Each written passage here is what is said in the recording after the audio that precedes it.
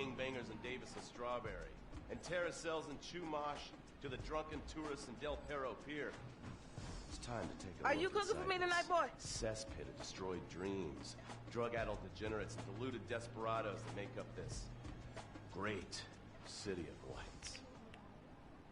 Hi, I'm decorated FIB agent Stephen Haynes. The FIB, the police department, the sheriff's office are fighting a war out here every day in a city where dreams too often become wet with tears. The Los Santos docks. This is where it all begins. Second largest port in the world. The great orifice of American capitalism. Stuff coming in, garbage going out. And hidden in over 2 million containers a day. God only knows where. The cartels pay off some low-level schlub, and suddenly you've got military-grade weapons, badly cut crystal meth, and grade A yayo from Mexico flooding our streets. And once it hits the hood, it's anarchy. The side of murder, hold the fries. Or maybe the Chinese are slipping some of our high-security weapons systems in with the recycling.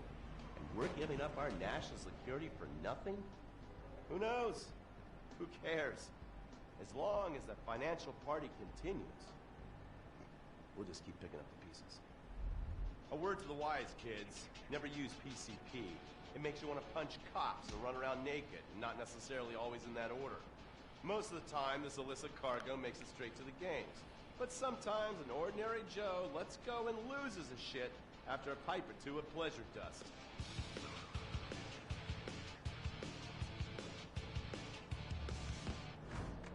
The Vagos. Bloodthirsty Chicanos with a predilection for pain, papaya juice, and spicy plantains. They're one of the largest Mexican street gangs in the city, with rumored connections to several major mafias. While half the battle out here is fought with guns, the other half is with informants. And sometimes you need to become the bad guys to bust the bad guys. All right, guys, let's go. When the Ballas and the families aren't shooting each other, they're selling the dope that the junkies are shooting into their veins. The families love sports almost as much as they love banging. Flashy, arrogant, competitive, and aggressive, they are lifelong bitter enemies of the Ballas. Wearing the colors of the feud or the corkers, the families call themselves Gang Green. Of course, like all families, they love a good squabble. Subdivided into sets, such as the Chamberlain Gangsters and the Carson Avenue set, it turns out the families love shooting each other almost as much as they love shooting Ballas.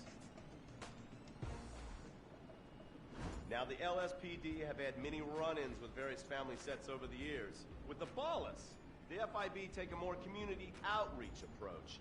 Hey guys, stay out of trouble now. Suck my Now, the Ballas fly the colors of the Los Santos Panic, or the Boers, purple, because they are the bruise on the face of this city. While some thugs obviously prefer four wheels, other desperados prefer two. Leather, exhaust, and drugs. No, this isn't an exotic S&M party. These are one of the nation's toughest outlaw motorcycle gangs, the Lost. Rumors are they get a new tattoo for every person they stab. And it's definitely okay for your motorcycle mama to show her breasts to your friends. The FIB has been tracking the Lost for years. We've jumped from coast to coast and have spent more time in the Midwest than a tornado spotter. When they're not running meth, they're smoking it. Or so I hear, a dangerous new drug on the streets called toilet cleaner. And believe me, your toilet will be cleaned after you've smoked some of it. Of course, Vinewood being Vinewood, it's not all about leathery dudes trying to show off on their motorbikes or roided up gangbangers stuck in some 90s time warp. This is the town that made mass murder into nostalgia. Of course, to become truly popular, your murder has to be both unsolved and gruesome. In a town full of alien spotters, adults dressed as zombies, and entertainers dressed as cartoon characters, it takes something particularly awful to really catch people's attention. The famous, unsolved murder of a Vinewood starlet is one such case. For years, horny nerds have wondered what happened to Leonora Johnson, And if they would have plucked up the courage to speak to her or kill her themselves. It's inspired filmmakers, writers, and copycat killers. Conspiracy theorists have blamed various celebrities, the mayor, the Soviets, short skirts, women's liberation, and hidden aliens embedded amongst us for the murder. But not all crime is premeditated. Maybe drinking's your thing. Look at this drunken buffoon, proving that there doesn't always need to be criminal intent to cause serious criminal damage. Or maybe you're just an overprivileged poppycock, living on daddy's pension and protesting about the unfairness of capitalism. Maybe stock market manipulation is your bag, or loan sharking, double identity theft, assassination, or even worse, swinging. On our next episode, I, Stephen Haynes, will show you the flashier side of crime in Los Santos. Illegal street racing, cocaine, and vice. Yes, speed, snort, and sex. The alliterative threesome that helped hook America on the underbelly of paradise.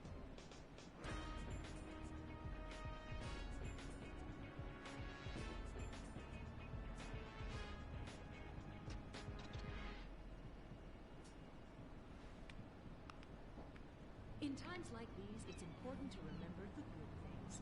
Sure, the economy may be a little rough, and we may be shuttering schools, hospitals, and libraries to pay union pensions.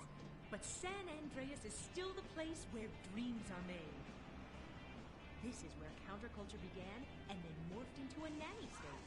A place that preaches environmental stewardship but has a terrible public transit system and the worst air in the world. Experience more of San Andreas, the suburban sprawl. No sense of community and no building more than 30 years old. Where fluffy children's theme park animals are both our